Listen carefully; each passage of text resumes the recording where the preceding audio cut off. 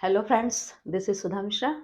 ये हमारी साइकोलॉजी की क्लास चल रही है और हम साइकोलॉजी दिन-ब-दिन अपना जो सिलेबस है बहुत तेज़ी से आगे बढ़ाते हुए जा रहे हैं। आप सिलेबस पे फ़ोकस करते जाइए, मैं पढ़ाती जाऊँ आपको, ठीक है? फिर मैं आपको बता रही हूँ क्लास स्टार्ट करने से पहले जैसे ही आप वीडियो ऑन करते हैं, आप लाइक ज़रूर कर दें, ठीक? लाइक बहुत ज़रूरी है, जितना आपको पढ़ना ज़रूरी है, उतना ही मुझे मोटिवेशन पाने के लिए लाइक की ज़रूरत है। तो लाइक आप तुरंत कर दें, जितने व्यू हों उसका चौगुना मुझे लाइक और मिलने चाहिए, ठीक है? तो आज का हमारा टॉपिक है हम डेवलपमेंट पढ़ रहे थे, उसी के अंतर्गत बहुत सारी चीज़ें हमने पढ़ी, बहुत सारी थ्योरीज़ पढ़ी और थोड़ा-सा हम जान लेते हैं कि टाइप्स ऑफ डेवलपमेंट कितने तरह के विकास होते हैं, जो कि हमारे लिए महत्वपूर्ण हैं, ठीक है? तो पहला हमारा आता है फिज़िकल ग्रोथ।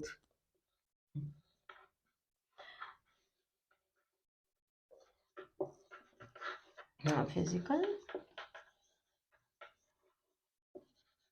डेवलपमेंट यानी कि शारीरिक विकास, ठीक है?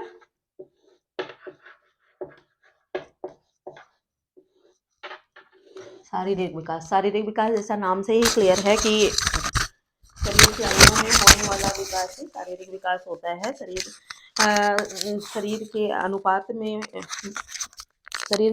में वृद्धि, शरीर के अंगों में वृद्धि और शरीर के भार में वृद्धि, ये सारे विकास सारे सॉरी थोड़ा डिस्टरबेंस कुछ हो गई माइक में, सॉरी। ये सारे विकास शारीरिक विकास में वही आते हैं कि हाँ, शरीर जैसे जब बच्चा पैदा होता है बहुत छोटा होता है, धीरे धीरे धीरे उसके आकार में वृद्धि आ जाती है, उसकी ऊंचाई में वृद्धि आ जाती है, उसके भार में वृद्धि आ जाती है।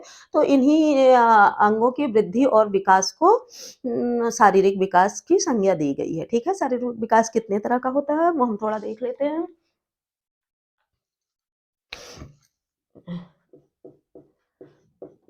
शारीरिक विकास के अवयव क्या क्या है, ठीक है? क्या क्या चीजें इसमें बढ़ती हैं।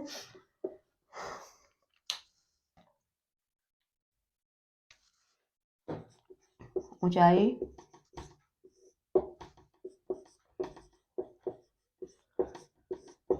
शरीर के भार में वृद्धि, आकार में वृद्धि,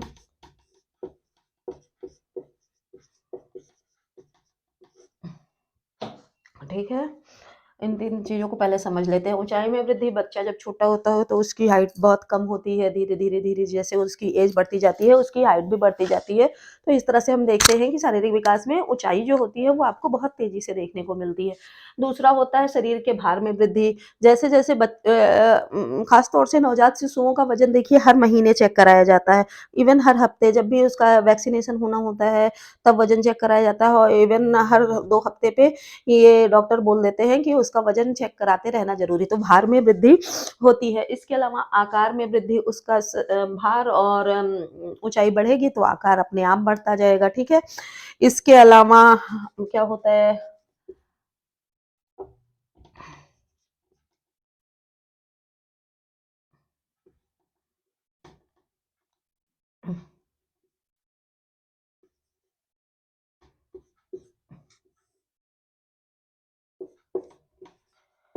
हड्डियों में वृद्धि। हड्डी जो है बच्चे की जैसे-जैसे जब शरीर बढ़ेगा तो ऐसा तो है नहीं कि स्किन बढ़ के लंबी हो गई, उसकी हड्डी में भी विकास होगा। हड्डियाँ जैसे-जैसे अंदर से बोन बढ़ती जाएँगी, स्किन और जो मांस है वो अपने आप उसका विकास होता जाएगा। मांसपेशियों में वृद्धि,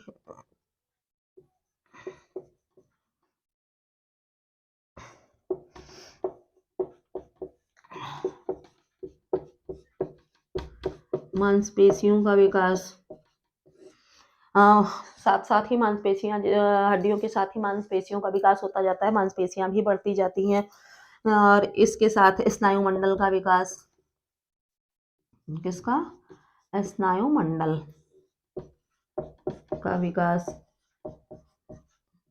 जैसे-जैसे बाहरी अवयव बढ़ते जाते हैं, वैसे-वैसे आंतरिक अवयवों का भी विकास होता जाता है। स्नायुमंडल के विकास से जितनी मोटर स्किल है, वो अच्छी तरीके से काम करने लगती है। इसके अलावा आप जो मैंने बताया आंतरिक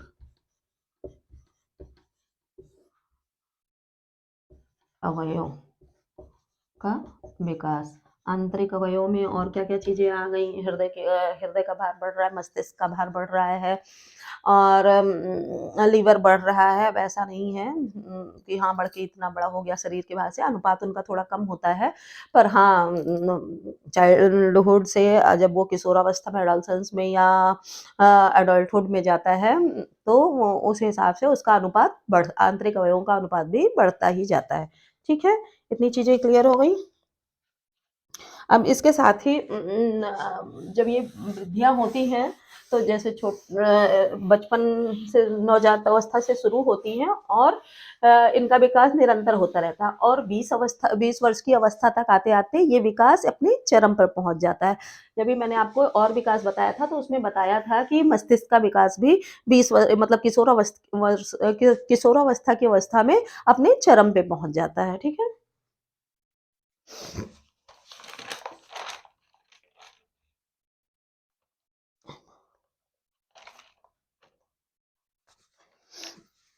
अब बचपन या नवजात अवस्था में, बचपन कह लीजिए या नवजात अवस्था के विकास, ये थोड़ा-सा जान लेते हैं, बहुत ज़्यादा इम्पोर्टेंट नहीं है, पर हाँ, चीज़ों की जानकारी होना आवश्यक है। तो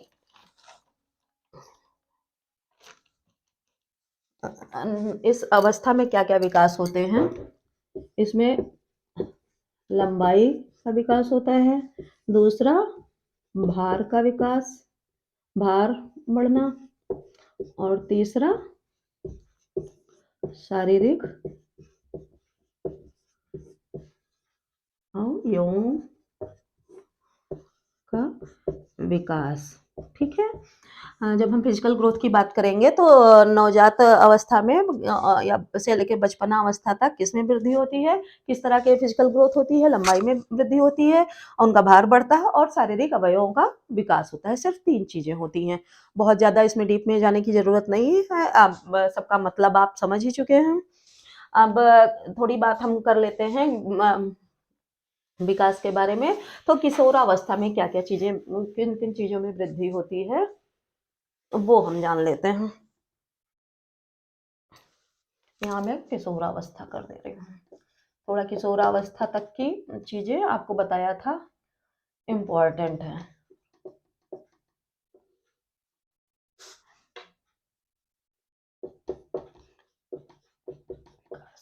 किशोरावस्था का विकास, ठीक है? किशोरावस्था में क्या-क्या बढ़ता है?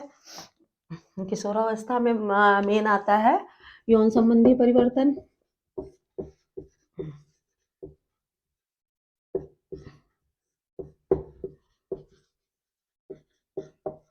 ठीक है? यौन संबंधी परिवर्तन से मतलब ये समझते हैं कि किशोर उस एज में आके एक तो अपोज़िट सेक्स के तरफ थोड़ा आकर्षित भी होने लगते हैं। उनमें अ, प्रजनन क्षमता भी आ जाती है, वो बच्चे भी पैदा करने की क्षमता उनमें आ जाती है और उनके शारीरिक अंगों की वृद्धि भी उसी के अनुसार होती जाती है, ठीक है? दूसरी चीज़ क्या आती है? दूसरी चीज़ आती है ऊँचाई, जो कि मैंने अभी आपको बताया कि बच्चों का विकास किशोरावस्था में अपने चरम पे होता है, तो उनकी लंबाई जितनी बढ़नी होती है उतनी किशोरावस्था तक उनकी ऊँचाई में विकास हो जाता है। ऐसा नहीं है कि हाँ, 40 साल का हो गया, उसके बाद कोई किसी की लंबाई बढ़ रही है, 32 साल का हो गया, उसके बाद उसकी लंबाई बढ़ रही है, ऐसा नहीं होता। किशोरावस्था तक उसकी ऊँचाई का विकास हो जाता है, ठीक है? ऊँचाई यानी कि लंबाई का विकास, ठीक है? नेक्स्ट आता है शारीरिक भार।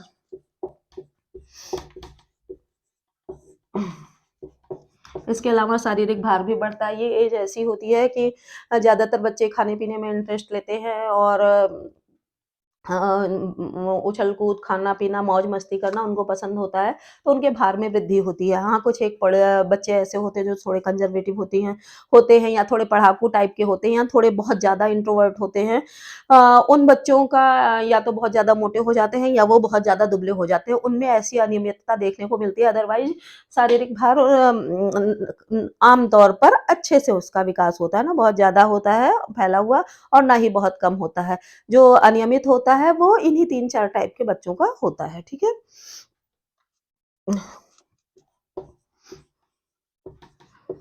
त्वचा व बाल। हाँ, त्वचा और बाल, इन अंगों का विकास, त्वचा और बाल का विकास इस एज में ज़्यादा होता है। जैसे ये इस एज में आते-आते कुछ बच्चे ऐसे होते हैं जिनकी ऑयली स्किन होती है तो पिंपल्स आ जाते हैं, दाने निकल आते हैं, और कुछ ऐसे होते हैं कि उनको हेल्दी अगर डाइट ले रहे हैं तो त्वचा बहुत क्लीन हो जाती है, हाइड्रेट स्किन होती है, और बालों का विकास भी बहुत तेज़ी से होता है अगर वो पूरी तरह से हेल्दी डाइट लेते हैं, किसी गलत आदत के, तम्बाकू या न किसी नशे के के प्रभाव में नहीं आ गए हैं, या किसी गलत रूटीन के प्रभाव में नहीं आए हैं, तो उनमें इन सब चीज़ों में बदलाव आते हैं तेज़ी से, ठीक है?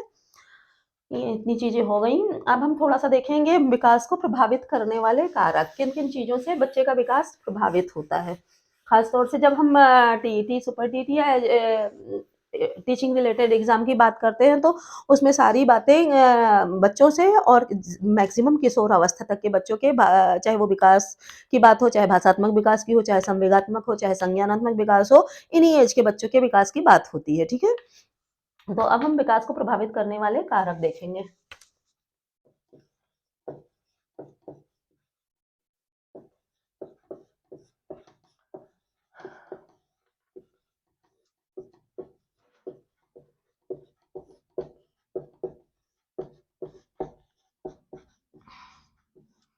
विकास को प्रभावित करने वाले कारक कौन-कौन से हैं? विकास को प्रभावित करने वाले कारक मोस्टली ऐसे होते हैं जब बच्चा गर्भावस्था में होता है। प्रेग्नेंसी के दौरान ही बहुत सारी चीज़ें ऐसी आती हैं कि जिनकी वजह से बच्चे का विकास रुक जाता है, और बहुत गलत माँ का खान-पान, माँ की डाइटिंग, उसी हिसाब से बच्चे का विकास होता जाता है। तो इस हिसाब से माँ का जो खान-पान है, रहन-सहन है, उसके संवेग हैं, वो सारी चीज़ें हैं, विकास को प्रभावित करती हैं, और बच्चा जब जन्म लेता है और बहुत पुअर कंडीशन में होता है, तो उसका आगे चलकर भी विकास, बहुत अच्छे से विकास संभव नहीं होता है, और उसी सब कमियों की वजह से बच्चे हैंडीकैप पैदा होते हैं। वो गलती माँ-बाप की ही होती है। कभी-कभार ऐसा होता है कि हाँ, कोई प्राकृतिक आपदा है, दैवी शक्ति है, या जो भी थोड़ा भगवान को मानते हैं, तो कभी-कभी ये वैसे नियम काम करते हैं, अदरवाइज़ ये होता है कि गलत रूटीन की वजह से ही ये होता है। तो जो जो भी हम प्रभावित करने वाले कारक की बात करेंगे, हमने आनुवंशिकता और समाज, वातावरण, इसके बारे में तो जान ही लिया था। इसके अलावा गर्भावस्था में माँ की रूटीन से रिलेटेड जो बातें हैं, उनको हम क्लियर करेंगे। क्या है पहला, माता का आहार। माता का आहार से मतलब है माता प्रेगनेंसी के टाइम में अगर पोषण युक्त आहार ले रही है, दूध का सेवन कर रही है, और कुछ हेल्दी डाइट ले रही है, हरी साग-सब्जियों का सेवन कर रही है, तो उसके बच्चे का विकास बहुत अच्छा होगा। और इसकी एब्सेंस में अगर ऐसे कुछ नहीं कर रही है, तो बच्चा बहुत पुअर कंडीशन में होता चला जाएगा। बच्चे का मानसिक विकास भी अवरुद्ध हो जाएगा, और शारीरिक विकास तो कम होगा ही होगा। दूसरी चीज़ हम बात करते हैं कि माता की बीमारी कोई।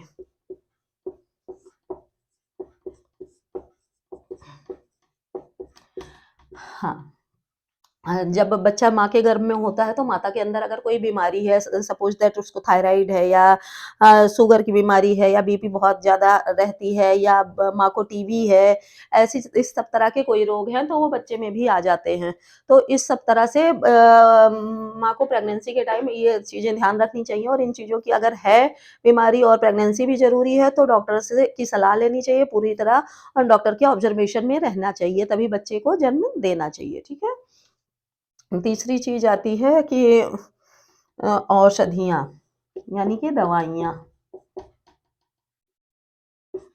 जो औषधियाँ होती हैं, वो बच्चे के विकास को बहुत बुरी तरह प्रभावित करती हैं। जैसे गर्भावस्था में माँ बहुत ज़्यादा दवाइयों का सेवन कर रही है, तो जो हेल्दी डाइट ले भी रही है, तो वो बच्चे के अंदर प्रॉपर पहुँच नहीं पा रही, क्योंकि उससे ज़्यादा जो दवाइयाँ हैं, वो बच्चे को इफ़ेक्ट कर रही हैं।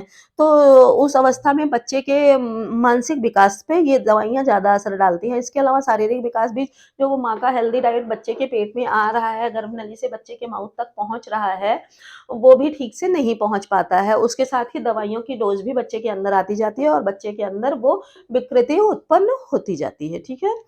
नेक्स्ट हमारा आता है माँ की संवेगात्मक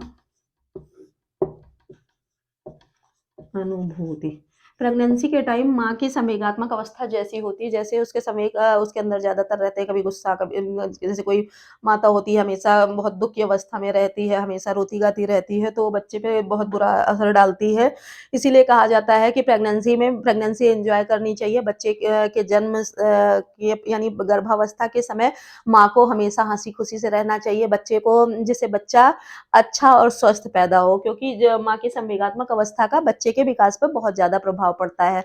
बच्चा कमज़ोर नहीं होने पाता, जो बच्चा पैदा होता है वो हेल्दी पैदा होता है और किसी तरह की उसके अंदर मानसिक विकृति भी नहीं आने पाती है, ठीक है? अगला आता है माता-पिता की उम्र।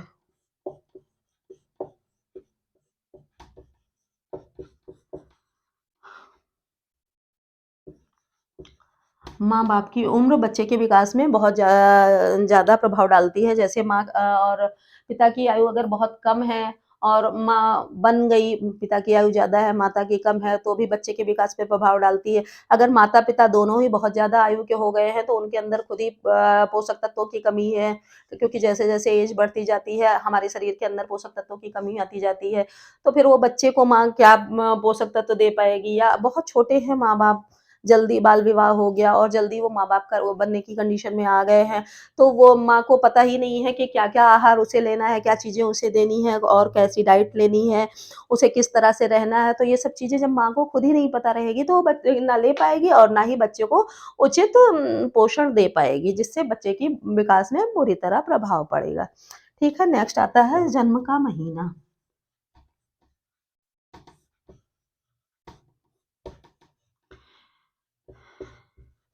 जन्म का महीना, इसको देखिए बहुत इंटरेस्टिंग टॉपिक है। बच्चे के विकास को प्रभावित करने में इसका पूर्णतया सत्य कुछ मनोवैज्ञानिकों ने माना है, पर बहुत सारे अध्ययन किए गए हैं, उनमें ये पाया गया है कि जन्म का महीना बच्चे के विकास पे बहुत ज़्यादा प्रभाव डालता है। किस तरह डालता है कि बसंत ऋतु, कई लोगों पे अध्ययन किए गए तो ये पाया गया कि बसंत ऋतु और गर्मी की ऋतु, इसमें पैदा होने वाले बच्चे ज़्यादा इंटेलिजेंट होते हैं, उनका आईक्यू लेवल ज़्यादा अच्छा होता है कंपैरेटिवली जो ठंड में बच्चे पैदा होते हैं। सर्दियों में पैदा होने वाले बच्चों का की बुद्धि लब्धि गर्मी में पैदा होने वाले बच्चों की बुद्धि लब्धि से कम होती है। समझ में आया?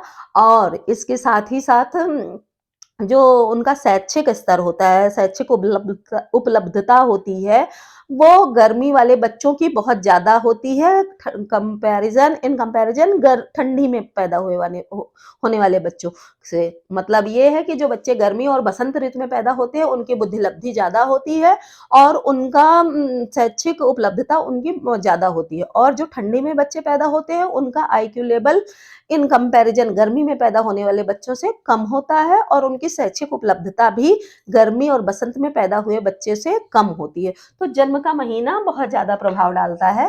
वैसे मैं तो गर्मी में ही पैदा हुई थी, मई में है मेरा जन्म का महीना मई है। कुल मिला के मैं गर्मी में पैदा हुई हूँ, मेरा शैक्षिक स्तर भी अच्छा है। मैं अपने मुँह से खुद की तारीफ़ कर रही हूँ, आप बुरा नहीं मानिएगा। हाँ, आप में से जो गर्मी में पैदा हुए होंगे, वो खुश हो रहे होंगे। हाँ, वो लोग मुझे ज़रूर गालियाँ दे रहे होंगे जो ठंडी में पैदा हुए। पर ऐसा नहीं है, बहुत सारे लोग ऐसे भी हैं कि ठंडी में पैदा हुए हैं और काफ़ी इंटेलिजेंट हैं। पर हाँ, साइकोलॉजिस्ट ने जो स्टडी की और निकाला, वो उसकी बात हो रही है। अब हम देखते हैं शारीरिक विकास का महत्व क्या है, ठीक है?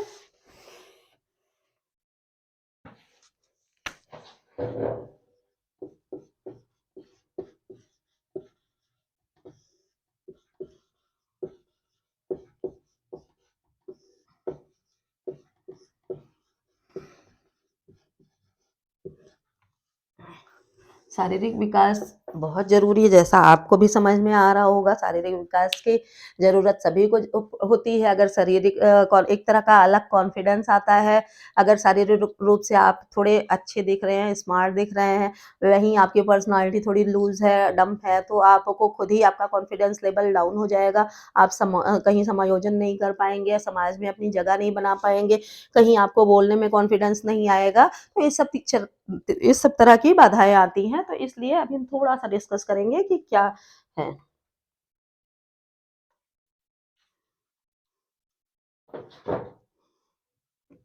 जैसे हम बात करते हैं स्नायुमंडल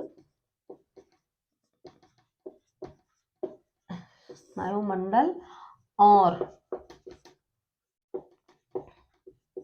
मस्तिष्क का विकास।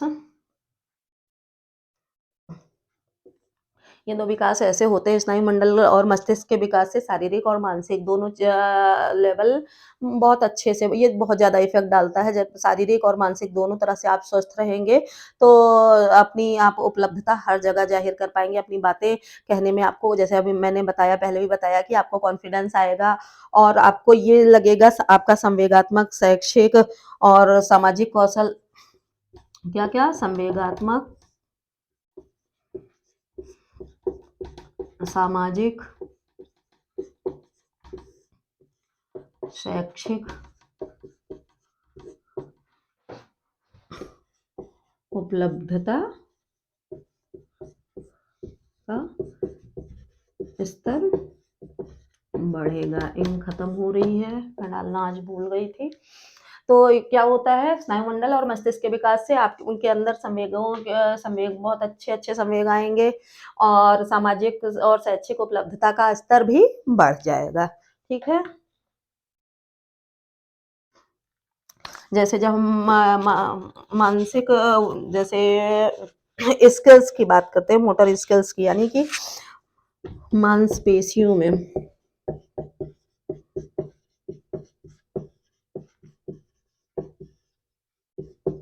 वृद्धि से हस्त कौशल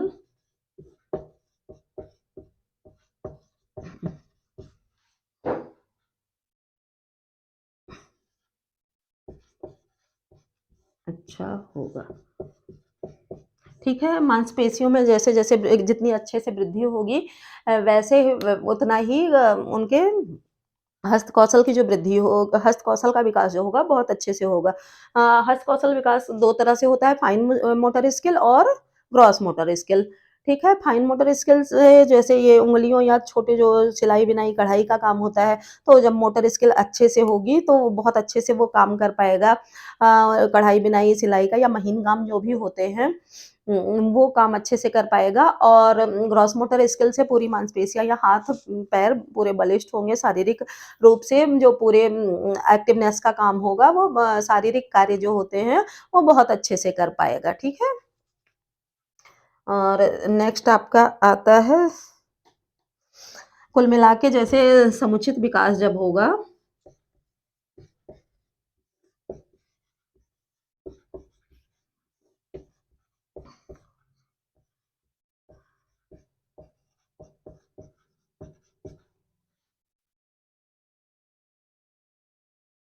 अच्छा होगा, ठीक है?